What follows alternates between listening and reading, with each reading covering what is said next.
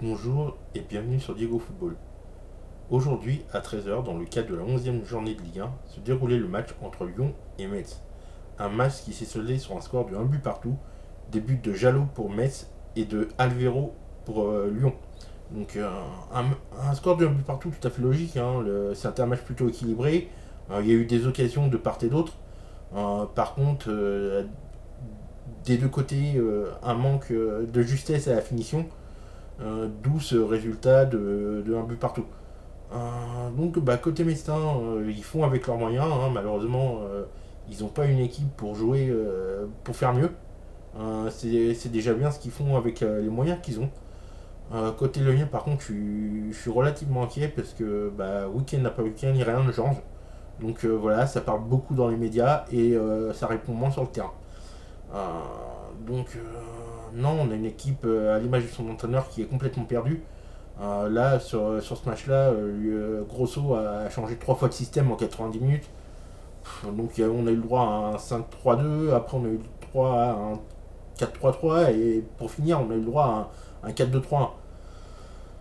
Ça devient compliqué quand un entraîneur tâtonne autant. Comment voulez-vous que l'équipe fonctionne elle aussi? C'est trop demandé.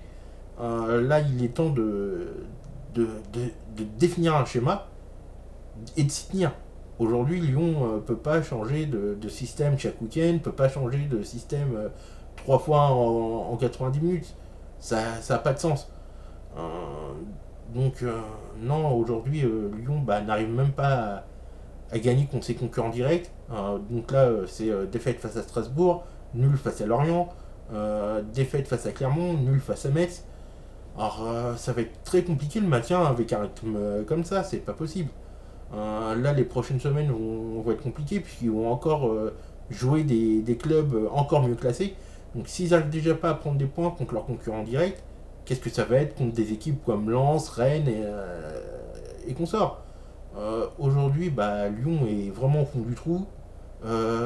Psychologiquement, ils n'arrivent pas à s'en sortir. Euh, donc, techniquement, ils s'en sortent pas non plus. Euh, Là aujourd'hui, hein, ils ont encore eu, ils se sont créés pas mal d'occasions, mais manque de justesse encore à la finition. Non, ça va. Pour moi, Fabio Grosso est trop novice en tant qu'entraîneur pour gérer une telle situation. Euh, il faut un entraîneur vraiment à poigne et surtout un entraîneur expérimenté.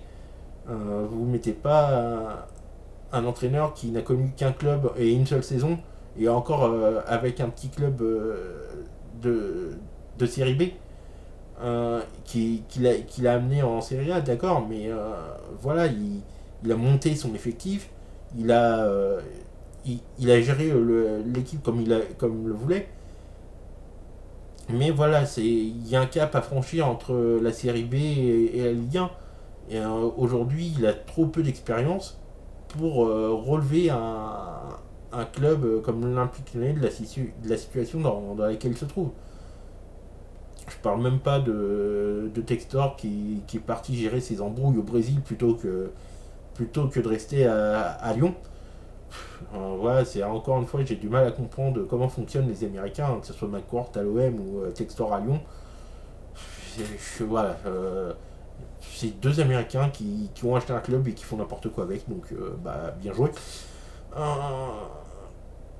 non, à part ça, un match nul, un but partout, tout à fait logique, hein. Les deux équipes, c'est un match équilibré, mais je suis très inquiet pour l'avenir de Lyon, puisque là, ça sent tout droit la Ligue 2 si rien ne change. Donc voilà. Voilà pour ce match et merci et à bientôt.